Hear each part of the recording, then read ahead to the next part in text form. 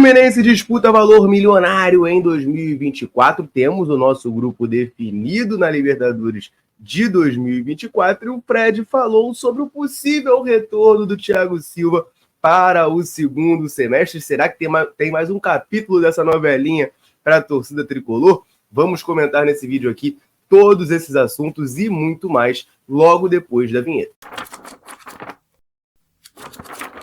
Antes de a gente começar a falar um pouquinho mais de Copa Libertadores da América, né? Eu sei que a torcida tricolor tá muito focada nisso. Eu, cara, tô desde ontem ainda elétrico, só pensando na fase de grupos, enfim. Mas eu quero trazer uma informação aqui importante, tá? Sobre o último Fla-Flu ainda, tá? Porque o Wagner do Nascimento Magalhães, o árbitro da partida, registrou na súmula os cantos homofóbicos cantados pela torcida do Flamengo contra a torcida do Fluminense nesse último jogo, né? Eles cantaram aquela famosa música, né, que eu acho que todo tricolor já ouviu, do pó de arroz, né? Que eles falam do pó de arroz, aos 43 minutos do segundo tempo, e o árbitro registra, inclusive, que houve uma mensagem da administração do estádio lá no telão para que se cessassem os cantos, né? Ele põe isso na súmula, vale lembrar, né, que cânticos homofóbicos são passíveis de punição no futebol brasileiro, né? Então, vamos ver, né, se vai acontecer alguma coisa com o Flamengo. Eu tô igual aquele vídeo do volante Fabrício. Né? Você acredita? Pois é. CBF, Flamengo. Tá, pois é, mas pelo... Eu não acredito, né? Mas fica registrado, então, que o Wagner do Nascimento Magalhães registra isso na súmula, bota lá anotado que a torcida rubro-negra entoou cantos homofóbicos aos 43 minutos do segundo tempo contra o Fluminense. E lá em Luque, no Paraguai, houve o sorteio da fase de grupos da Libertadores. O Fluminense já conhece seus adversários, mas antes de falar disso, eu quero comentar uma declaração muito importante do Mário Bittencourt, né? Ele e o Fred estiveram lá para representar o Fluminense, os dois deram declarações importantes que eu vou comentar nesse vídeo, mas eu quero comentar uma do Mário Bittencourt, que fala ainda um pouco sobre a eliminação no Campeonato Carioca, né? Ele disse o seguinte, eu vou abrir aspas: vi muitas pessoas falando que o fato de ter ganho, a Libertadores no caso, não tira o direito de criticar. A gente sabe que sim, sabemos o que tem que melhorar e o que está bom. Teve a pré-temporada, que é um fator, mas a gente também comete erros e tem que melhorar. Então o Mário Bittencourt, né, reconhecendo que o time do Fluminense não é perfeito, tem erros sim, tem equívocos, e que a Libertadores, por mais que a gente seja muito grato, a Recopa, por mais que a gente seja muito grato, são coisas que estão ali no passado que a gente leva com muito carinho, mas que o time tem que continuar em frente, seguir em frente e conseguir os novos títulos, né? Então, assim, eu gostei muito dessa declaração do Mário Bittencourt, né? Teve uma outra em que ele fala, né? E essa eu achei engraçada, porque ele fala, a gente ganhou o Carioca em 2022, fizemos um livro, aí reclamaram. A gente ganhou o bicampeonato em 2023, fizemos também homenagens, reclamaram de novo. Disseram que o importante era a Libertadores e a Recopa. Aí ganhamos a Libertadores e a Recopa e agora a galera tá criticando que a gente não ganhou o Tricarioca. Eu achei graça demais dessa declaração dele, porque, assim, de fato, é verdade, né, cara? Mas torcedor de futebol é isso, ele tá sempre querendo mais e mais e mais. E eu acho isso completamente normal, tá, gente? Você vai ver muita gente falando, não, mas você quer ganhar tudo todo ano? Pô, eu quero. Eu sei que não é possível, né? Ou é muito difícil. Mas querer, eu quero, pô. Tu não quer ganhar tudo todo ano, não? Eu quero ganhar tudo todo ano. Mas, de fato, assim, a questão do Tricarioca, eu já falei muito aqui, né? Me incomodou mais a maneira com que o Fluminense perde do que efetivamente ter perdido. Mas essa declaração do Mário Bittencourt eu achei irretocável, fiz questão de trazer aqui para vocês, porque, cara, é o que eu esperava, entendeu? Tanto do Diniz quanto dos jogadores, é essa postura dele, assim, o torcedor tem o direito de criticar, o jornalista tem o direito de fazer a análise crítica, e tudo bem, né? Não é porque ganhou a Libertadores que tira o direito de criticar, eu concordo com isso, o Mário Bittencourt aparentemente também, e ele fala perfeitamente, ele sabe o que tem de certo, de bom lá no trabalho, e o que tem que melhorar. Não é terra arrasada, não é momento de crise, de trocar ninguém, mas de acertar os detalhes ali para o Fluminense seguir em frente e conquistar os títulos da temporada, que de fato tem títulos mais importantes do que o Campeonato Carioca para ganhar em 2024. Então, gostei demais, tá, dessa declaração do presidente Mário Bittencourt lá em Luque, no sorteio da Libertadores. E falando em Libertadores, o Fred também teve lá em Luque, ele deu uma declaração importante sobre o Thiago Silva. Vai voltar para o Fluminense? Não vai? A gente vai falar bastante disso, né? Mais um capítulo dessa novelinha. Mas antes, eu vou rapidinho lembrar vocês de correr no comentário fixado desse vídeo aqui, porque lá tem o link do canal da Central Fluminense no WhatsApp. Então, você clicando nesse link aí, você vai abrir no teu WhatsApp, aperta o botão seguir, você vai fazer parte do canal da Central e por lá você vai ficar sabendo de tudo o que acontece com o Fluminense em primeira mão, as notícias exclusivas da Central, os links dos vídeos e lives da Central, tudo você confere por lá no nosso canal do WhatsApp. Então corre no comentário fixado desse vídeo, clica no link e aperta o botão seguir no canto direito lá em cima para você fazer parte do canal da Central Fluminense no WhatsApp. Beleza? Eu tô te esperando lá. E vamos falar agora dessa declaração do Fred sobre a situação. Thiago Silva, né? Ele falou ali à ESPN, o jornalista perguntou a ele, né? Falou, olha, tem essas possibilidades, né? De no segundo semestre o Thiago Silva chegar para reforçar o Fluminense no mata-mata, quem sabe, né?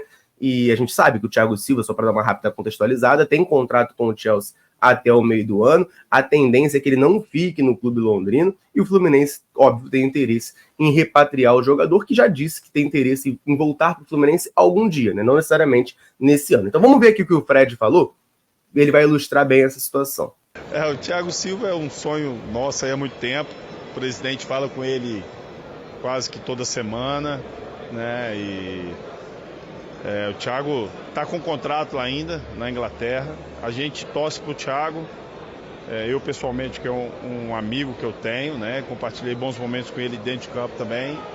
Eu sou muito fã do caráter do Thiago, né? Então ele merece tudo de bom para ele. E ele sabe que aqui ele tem as portas escancaradas para o retorno dele. Você falou que eles andam conversando, mas já está alinhando alguma coisa. Não tem nada. A gente também tem que tomar um cuidado para não pressionar o Thiago. A torcida ama o Thiago, nós amamos o Thiago e o Thiago ama o Fluminense. Eu acho que um dia é inevitável isso vai acontecer, é desejo do jogador, é desejo do clube. A gente torce para que seja o quanto antes. Aí então a declaração do Fred, né, sobre o Thiago Silva. Ele começa falando, né, que o Thiago Silva conversa com o presidente quase que diariamente, e é justamente essa relação próxima, né, que o Thiago Silva tem com a galera lá do Fluminense até hoje. O Marcão, por exemplo, que é auxiliar permanente do Fluminense, tem uma relação de amizade muito forte com o Thiago Silva, e isso acaba também, né, fazendo com que a gente crie mais esperança, mais expectativa nesse retorno, né. Acho que isso ilustra bem o carinho que o Thiago Silva tem pelo Fluminense e vice-versa.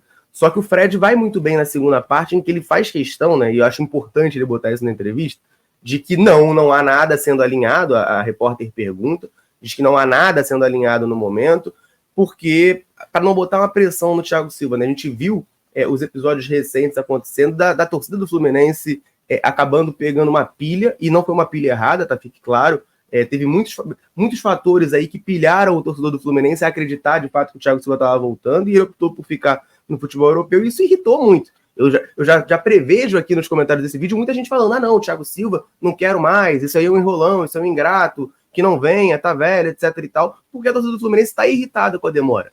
Né? O cara já tá vai fazer 40 anos esse ano, né? A gente já tá irritado com a demora dele voltar. Eu tô doido para ver o Thiago Silva de volta no Fluminense, porque enxergo que seja um cara tecnicamente muito acima da média aqui do futebol brasileiro, ele levaria muito o nível da nossa defesa. Então, mas o Fred vai muito bem, né, quando ele fala de tomar cuidado para não pressionar o Thiago Silva, porque senão cria um clima ruim. Uma hora ele vai voltar, isso aí tá inevitável. E assim como o Fred, eu espero que seja o quanto antes. Eu acho que já deveria ter voltado.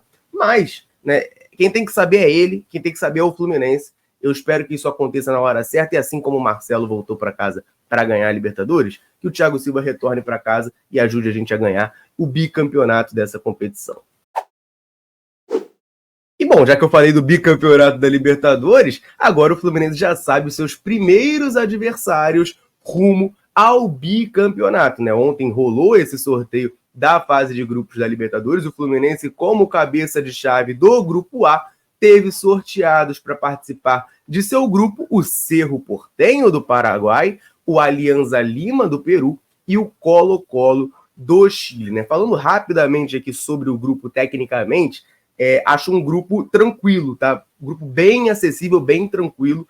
São três equipes que têm sua tradição em seus países, mas não vivem seus melhores momentos. Você parar para olhar, o Alianza Lima foi o pior time da Libertadores do ano passado, e o Cerro Porteño também foi um dos piores. Colo-Colo acabou sendo eliminado no grupo lá do Boca Juniors, ele estava no grupo do Boca Juniors, não passa de fase, então é uma equipe que os três não passaram de fase, e o Alianza e o Cerro foram um dos piores da competição. Então, tecnicamente, é um grupo muito acessível para o Fluminense, sim. A tendência é que o Fluminense passe em primeiro. Digo mais, tá? Vou além. Não me entendam como soberbo e desumilde, mas é um grupo em que o Fluminense consegue tranquilamente fazer no mínimo 15 pontos, tá?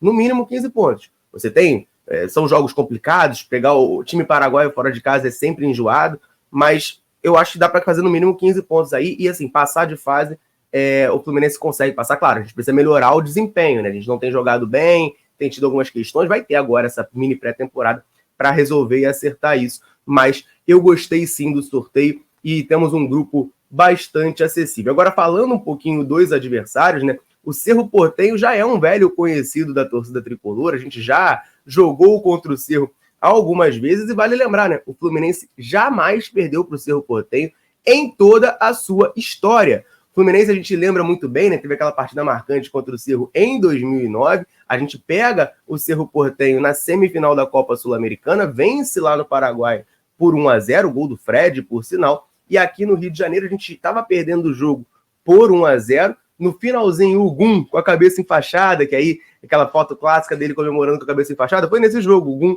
empata o jogo para o Fluminense, e no finalzinho o Alan, né, faz aquele gol sem goleiro, fecha o caixão, aí tem aquela porradaria lá e o Fluminense se classifica para a final da Copa Sul-Americana. E a gente voltou a enfrentar o Cerro Porteño na Libertadores de 2021, aí já um momento mais recente, né? Em 2021 a gente pegou o Cerro Porteño nas oitavas de final da Libertadores e passamos, né, com tranquilidade até. A gente vence o Cerro Porteño lá no Paraguai por 2-0 e na partida de volta aqui no Rio de Janeiro a gente vence por 1-0 e aí passa de fase, né? E o outro jogo que teve, são 5 jogos na história entre Fluminense e Cerro, são essas 4 vitórias que eu acabei de citar, e aí teve um amistoso lá em 1964, terminou 2-2. Então, partidas oficiais do Fluminense sequer empatou com o Cerro Porteño. Se você contar amistoso, a gente já empatou uma vez com eles. Já contra o Colo-Colo, o nosso histórico é bastante equilibrado, tá? O Fluminense já fez 3 partidas na história contra essa equipe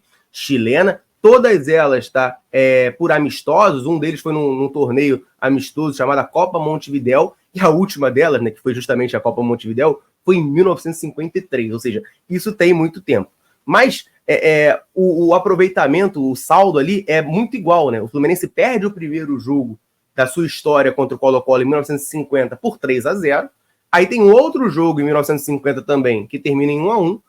E o último jogo, em 53, o Fluminense vence por 3-0, né? Então tá tudo empatado. Perdeu uma por 3-0, ganhou uma por 3-0 e o outro jogo foi empate. Esse é o histórico do Flu contra o Colo-Colo lá do Chile. Mas, repito, né? Desde 1953 que as equipes não se enfrentam. E o último time dessa fase de grupos do Fluminense é o Alianza Lima, lá do Peru. E quem assistiu a live da Central ontem, que a gente acompanhou esse sorteio, viu que eu estava desesperado sem querer pegar o Alianza Lima. Ué, gente, mas o Alianza Lima não acabou de falar que o Alianza Lima foi o pior time da última Libertadores? Pois é, só que existe uma maldição em cima do Alianza Lima. Para quem acredita, tá, nessas coisas, existe uma maldição em cima do Alianza Lima. O que acontece? Desde 2000, de 2000 para cá, todos os times que enfrentaram o Alianza Lima na Libertadores, por mais que o Alianza Lima, né, não tenha vindo bem nas últimas competições, todo mundo que enfrentou o Alianza Lima na Libertadores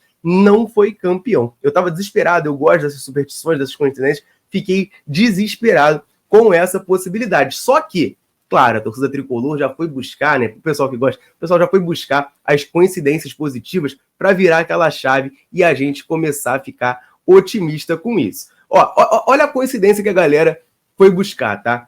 A última vez que um time foi campeão da Libertadores após enfrentar o Alianza Lima foi o Cruzeiro em 1997. O Alianza Lima caiu no grupo do Cruzeiro e o Cruzeiro acabou se sagrando campeão da Libertadores naquele ano, tá? E aí a gente vai lembrar, né, que o Cruzeiro, em 97, conquistou a sua segunda Libertadores, que é o que o Fluminense está buscando em 2024. A gente quer ganhar o nosso segundo título de Libertadores. E para a coincidência ficar mais bonita, dando um charme a mais, em 97, ano em que o Cruzeiro passa pelo Alianza Lima na fase de grupos e conquista sua segunda Libertadores, a Viradouro é campeã do Carnaval Carioca. Em 2024, a Viradouro foi campeã do Carnaval Carioca. O Fluminense pega o Alianza Lima na fase de grupos da Libertadores e, bom, o resto a gente vai ter que descobrir ao longo desse ano. Sobre o histórico do Flu contra a equipe peruana, tá? A gente já jogou 6 vezes na nossa história contra o Alianza Lima, mas também o último jogo tem muito tempo, né? Foi em 1957. Foram partidas pelo amistosos e Copa Montevidéu em 54, Torneio de Medellín em 53, aqueles torneios amistosos que se disputavam antigamente. O Fluminense tem 4 vitórias e 2 empates contra o Alianza Lima do Peru, ou seja, o Fluminense também jamais perdeu para essa equipe que, assim, tecnicamente falando, tá com todo o respeito ao Alianza Lima, fora a questão ali da superstição, que para mim já virou a chave, tá? Agora já o Alianza Lima no grupo já é bom sinal. Fora essa questão, o Alianza Lima é uma equipe que vem sofrendo muito nas últimas Libertadores. Vale lembrar, gente, que o Alianza Lima não vence um jogo de Libertadores há 12 anos. Desde 2012, o Alianza Lima não vence nenhum jogo de Copa Libertadores da América. Então, assim, é um adversário do grupo do pote 3 ali, tecnicamente falando, era um dos adversários, sim, mais acessíveis para o Fluminense. Tô confiante, tá? Gostei do grupo. Agora que eu já peguei essa coincidência nova aí, que já virou a chave do Alianza Lima, agora eu gostei bastante do grupo.